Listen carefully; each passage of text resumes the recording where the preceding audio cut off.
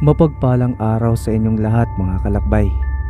Panibagong kwento po tayo ngayon na pinamagatang Mambabarang Laban sa Manananggal. Simulan na kaagad natin ang kwento.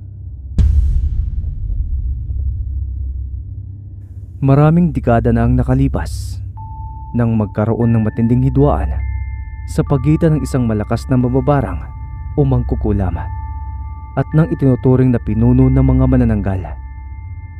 Kinulam ng nasabing mambabarang ang manananggal na iyon sapagkat mayroong isang babae ang naglakas ng loob na ipakulam ito dahil malaki na rin ang pinsalang na idulot ng mga manananggal sa kanilang nayon.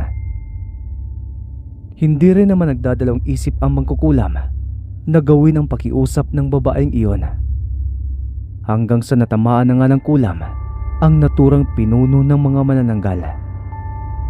Kalaunan ay nasawi na rin ito sa mundo. Ngunit ang pangyayaring iyon ay hindi nagdulot ng kapayapaan.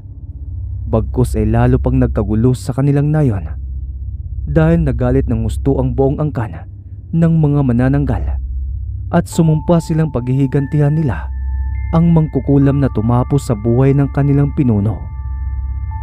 Dahil dito, nagkaroon ng matinding labanan sa pagitan ng bawat sangkot na lahi.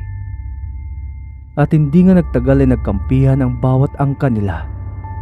Nagsanib ng puwersa ang angkan ng mga mambabarang, gayon din naman ang angkan ng mga manananggal. Ito ang pinagmula ng digmaan sa pagitan ng dalawang angkan na kahit lumipas na ang maraming taon ay nagpatuloy pa rin at naging labanan na sa bawat henerasyong nagdaan. Kabilang na nga roon ang dalagang si Dahlia na isang mambabarang. Lola ni Dahlia ang kumulam sa pinuno ng mga manananggal. Ngunit kahit apo na siya nito, ay nagpatuloy pa rin ang kanilang laban. Mukhang wala na nga yatang balak ang bawat angkan na ihinto ang kanilang hidwaan hanggat hindi nila nauubos ang lahi ng kanilang kalaban. Isang gabi, matutulog na sana si Dahlia, ngunit nagulantang ang dalaga nang may biglang kumalabog ng malakas sa kanilang bubong. Para bang may dambuhalang nilalang ang nahulog doon. Nagulat na nga pati ang mga magulang ni Dahlia na sina Ginang Dores at Mang Narsing. Inay, ano yun? Hindi ko alam, anak. Parang may nahulog yata sa bubong natin. Halika po at tingnan natin sa labas. Tika lang, Iha. Ako nang titingin. Dito lang kayo ng inay mo. Makikitingin lang naman po, itay. Huwag nang matigas ang ulo, Dahlia. Ako nang lalabas. Lumabas na nga si Mang Narsing ng kanilang bahay. Gusto ring lumabas ng Ginang pero pinagbawalan din siya ng kanyang asawa. Paglabas ni Mang Narsing ng kanilang pintuan, sakto namang nahulog mula sa kanilang bubong ang isang nilalang papunta sa lupa. Gulat na gulat tuloy ang matandang lalaki nang makita niya ito. Mahabaging langit! Dahil sa pagsigaw ni Mang Narsing, hindi na nga nagpapigil pa ang mag-ina at lumabas na rin sila ng bahay. Doon bumungad sa kanilang paningin ang isang manananggal na nanghihina na at nakahandusay ito sa lupa. Buhay pa ang naturang manananggal, ngunit mababakas ang panghihina nito. Catalina! Dahlia! Anak! Lumayo ka sa babaeng yan! Nataranta naman kaagad ang mga magulang ni Dahlia nang makita nila ito at makilala kung sino ang manananggal. Si Catalina nga iyon, ang apo rin ng pinuno ng mga manananggal na napatay ng lola ni Dahlia. Dahlia? Tumakas na kayo! Agarang kumunot ang noo ni Dahlia maging ng kanyang ama't ina dahil sa inusal ni Catalina. Tuloy ay kinabahan ng dalaga sa hindi malamang dahilan. Ano? Anong tumakas? Huwag kang makinig sa babaeng yan, Iya. Isa siyang kalaban. Kumuha ka ng lubid at nang magapos natin ang manananggal na ito. Tama ang iyong itay, anak. Magmadali ka at kumuha ka na ng lubid. Teka lang po, inay. Itay, Tignan niyo naman po si Catalina. Hinang-hina na siya. Pakinggan po muna natin ang kanyang sasabihin.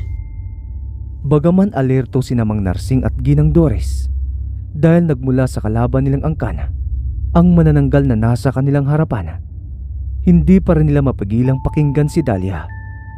Anong nangyari sa'yo, Catalina? Anong ginagawa mo rito sa amin?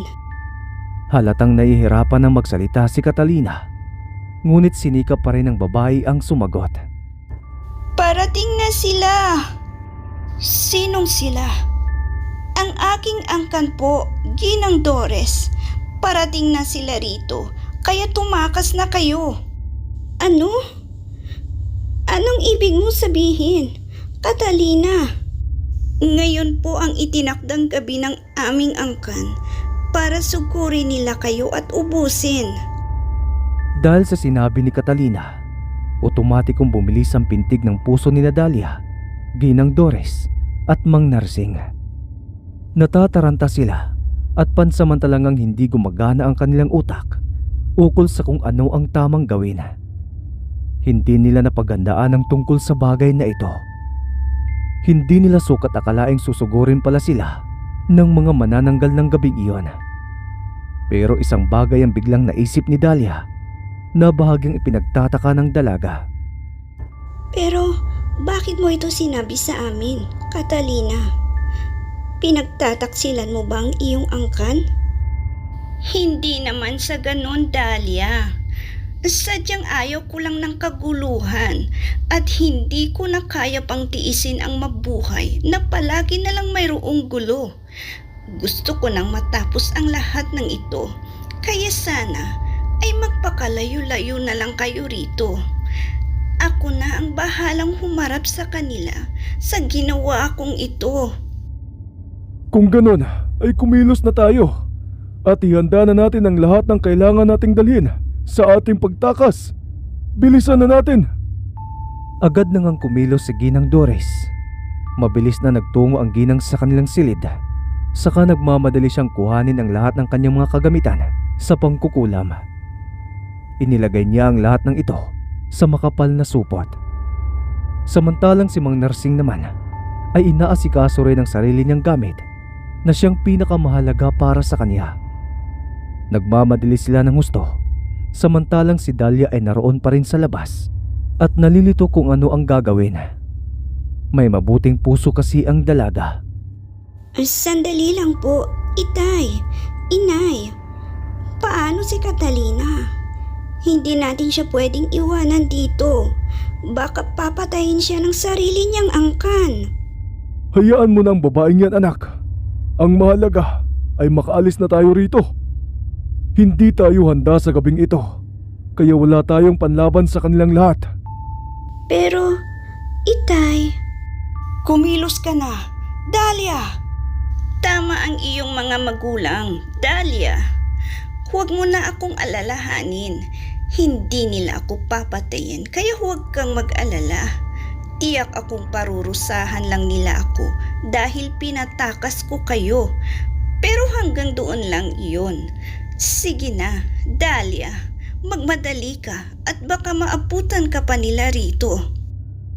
Labag man sa kalooban ng dalaga, napabayaan ng manananggal na tumulong sa kanila, ay wala na siyang ibang nagawa pa, kundi tumakas na lang din habang daladala ang kanyang sariling gamit sa pangkukulam.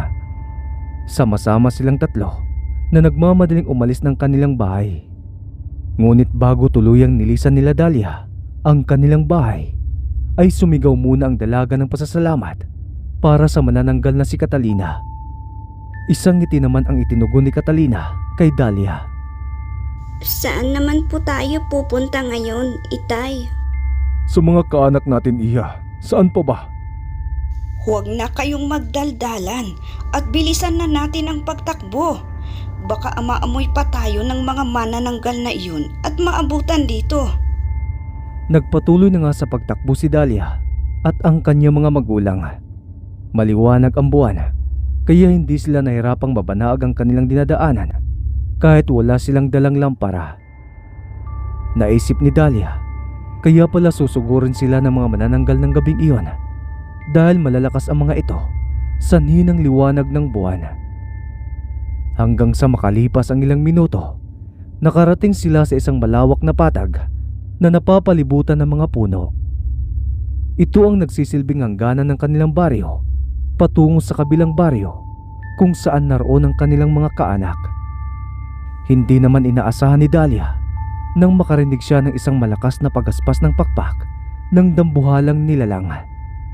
Nagulantang na lang ang dalaga nang bumungad sa kanyang paningin ang mga manananggal na nakaabang sa kanila roon sa malawak na patag na iyon. 4 na manananggal ang naroon at halatang inaabangan talaga sila ng mga ito na para bang alam na ng mga manananggal na doon dadaan ang pamilya ng dalaga. Anong ibig sabihin nito? Hindi maganda ang kutob ko rito, mahal. Kaya napahinto na nga lang sa pagtakbo ang tatlo habang dinadama nila ang matinding kaba na gumagapang sa kanilang mga puso. Naghahanda silang umataki ang mga manananggal. Naguguluhan naman sina Ginang Doris at Mang Narsing sa pangyayaring iyon. Samantalang si Dahlia ay mayroong napagtantong isang bagay. Hindi maaari ito. Hindi nagtagal ay mayroong panibagong manananggal ang dumating sa kinaroroonan nila. Nanlaki na lang ang mga mata ni Dahlia nang makita kung sino iyon. Catalina? Ako nga, Dahlia. Ang bilis mo talagang mauto. Manang-mana ka sa mga magulang mong hindi marunong mag-isip ng kritikal. Manloloko ka, Catalina! Tanga ka rin kasi, Dahlia. Ang daling bilugin ng ulo mo. Walang hiya kang babae ka. Kahit kailan talaga, hindi na kayo magbabago. Kumalma ka lang, Doris. Wala tayong laban sa kanila ngayon. Kaya mag-isip tayo kung paano makatakas dito. Humahalakak si Catalina dahil naisahan niya ang buong pamilya ni Dahlia. Hindi sukat akalain ng babaeng manananggal na ganoon lang pala kabilis linlangin ang mga mangkukulam. Nagpapanggap lang si Catalina kanina na nangihina. Kahit ang totoo ay sobrang lakas ng kanyang katawan dahil nga kabilugan na ng buwan. Hindi ko kailanman pagtataksila ng aking angkan. Pinalabas ko lang kayo sa inyong bahay dahil alam kong doon ang pwesto ninyo para labanan kami. Ngayong nandito na kayo sa labas at pinalilibutan namin, mahihirapan na kayong gawin ang mga orasyon ninyo. Tama ba ako? Hindi nakasagot ang buong pamilya ni Dahlia nang mapagtanto nila kung gaano sila naging hangal sa paniniwala kay Catalina. Agad na nakaramdam ng galit si Dahlia at sa pagkakataong iyon, nagbigay na ng hudyat si Catalina sa kanyang mga kasama na sugurin na ang mga mangkukulam.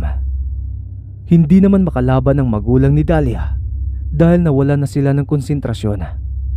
Kaya wala silang ibang magagawa kung hindi ang tumakbo o di naman kaya ay makipagbuno sa mga manananggal gamit lamang ang kanilang pisikal na lakas. Kalaunan at habang nakikipaglaban ang mga magulang ni Dahlia, nagulantang na lang ang dalaga nang sumigaw ang kanyang ina at tila ba may iniindang sakit ang ginang. Nanginig si Dahlia nang makita niyang sumuka ng dugo si Ginang Doris. Inay! Doris! Mahal! Mabilis namang tumakbo si Mang Narsing patungo sa kinaroroonan ng kanyang asawa na nakahandusay na sa lupa. Hindi naman makalapit si Dahlia sa kanyang mga magulang dahil hinaharangan ang dalaga ng isang manananggal. Hanggang sa naiyak na lang si Dahlia nang sumigaw rin si Mang Narsing dahil kinagat ito ng kanilang kalaban. Itay!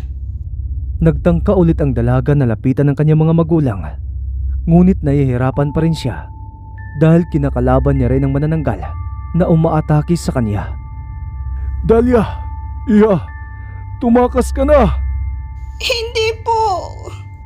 Umalis ka na! Pabayaan mo na kami ng inay mo. Hindi na kami makaliligtas pa, anak. Kaya iligtas mo na ang iyong sarili. Hindi! Hindi ko kayong iiwan dito! Umiiyak na nga si Dahlia at labis na kinakabahan ng dalaga nang mapansin niyang umiiyak din si Mang Narsing habang yakap-yakap ang asawa nito. Pinawian na rin ng buhay si Ginang Doris dahil malala ang inabot ng ginang sa pag-atake ng manananggal. At si Mang Narsing naman ay kasalukuyan pa rin niyayakap ang kanyang asawa na wala ng buhay habang patuloy siyang sinusugatan at inaatake ng kanyang kalaban. Napuno na rin ng galit ang puso ni Dahlia at nagpumilit ang dalaga na lapitan niya ang kanyang mga magulang. Ngunit nahabag na lang siya nang matumba na rin ang kanyang ama. Tinawag ni Dahlia ang kanyang ama't ina, ngunit hindi na tumutugon ng mga ito. Kaya bumuhos ang masaganang luha ni Dahlia nang mapagtanto niyang wala na ang kanyang mga magulang. Sobrang labag sa kalooban ng dalaga, naiwanan doon sina Ginang Doris at Mang Narsing nang wala ng buhay. Pero ginawa na lang ni Dahlia upang iligtas ang kanyang sarili. Tumakbo ng mabilis ang dalaga palayo roon kahit hindi na niya dala-dala ang mga kagamitan niya sa pangkukulam. Naiwan na ang mga ito roon sa pinangyarihan ng kanilang laban kanina. Sinusundan naman si Dahlia ng mga manananggal at nangunguna roon si Catalina hanggang sa makarating sila sa ibang parte ng kagubatan at doon muling napalibutan si Dahlia ng 5 manananggal. Matinding galit naman ang makikita mula sa mga mata ni Dahlia. Nararapat lang talagang ubusin ang lahi mo, Catalina. Wala kayong puso. Humahalakhak naman ng malakas ang manananggal bago ito sumagot. Nararapat din sa mga magulang mo ang sinapit nila, Dahlia. Lahat kayo ng angkan mong mangkukulam. Uubusin ko kayo. Dapat sana inubos na rin ng aking lola ang lahi ninyo. Salot kayo sa lipunan. Kami, kahit mangkukulam kami, hindi kami kumukulam ng mga inosente, lalo na kung ang layunin ng nagpakulam ay para lang sa kanyang pansariling interes. Pumayag ang lola ko na kulamin ang pinuno ng lahi ninyo dahil masyado na kayong masama. Pati bata, binibiktima ninyo. Ang dami mong satsat, Dahlia. Ang mabuti pa'y maghanda ka na dahil tatapusin ka rin namin. Agad na sumugot si Catalina kay Dahlia at ang ibang manananggal naman ay nanonood lang muna sa dalawa na maglaban sila. Ngunit alerto pa rin ang mga ito. Sinubukang gamitin ni Dahlia ang natutunan niyang dasal ng mga mangkukulam para pasakitin ang ulo ng mga manananggal at mahilo ang mga ito. Kaya nga lang, hindi pa ganoon kalakas ang kakayahan ni Dahlia para maging mabisa ang dasal na iyon. Bagaman bahagya ng nahilo si Catalina, hindi naman ganoon kalakas ang epekto nito sa kanya at agad ring nawala ang pagkahilo ng manananggal. Kaya muli itong umatake kay Dahlia. At lumipas ang ilang minuto, sugatan na si Dahlia. Nangihina na rin siya dahil sa dami ng dugong nawala sa kanyang katawan. Muntik na sanang sumuko ang dalaga, ngunit hindi niya inaasahang marinig ang malakas na ingay ng mga tao. Pinangungunahan ito ni Lolo Terso at dala ng matanda ang kanyang anting-anting na yari sa mutya ng lupa. Agad namang natakot ang mga manananggal at lilipad na sana ang mga ito papalayo, ngunit mabilis silang nahuli ng mga tao gamit ang sibat na mayroong iba't ibang uri ng mutyang kinakatakutan ng mga manananggal. Tiyakin ninyong hindi na makaliligtas pa ang mga manananggal na iyan. Nakipagbuno si Lolo Terso sa mga manananggal kasama ang kanyang mga kasamahan. Si Dahlia ay napaupo na lamang sa lupa dahil sa nararamdaman niyang panghihina ng kanyang katawan. Sa kabutihang palad, nagtagumpay ang pangkat ni Lolo Terso. Nahuli nila ang 5 manananggal at iginapos ang mga ito sa kasinugatan ng mga anting-anting para hindi na makatakas pa. Hiyaw nga ng hiyaw si Catalina dahil sa natamong sugat. Dahlia, iya, ayos ka lang ba? Sugatan lang po, pero ayos lang ako. Maraming salamat sa tulong ninyo. Hindi na nakabalik pa ang 5 manananggal sa pagiging tao hanggang sa sumapit ang umaga. Kaya nasawi na nga ang mga ito. At inilibing na rin ni Dahlia ang kanyang mga magulang. Walang humpay sa pag-iyak ang dalaga sa sinapit ng mga ito, pero kinakaya niya pa rin.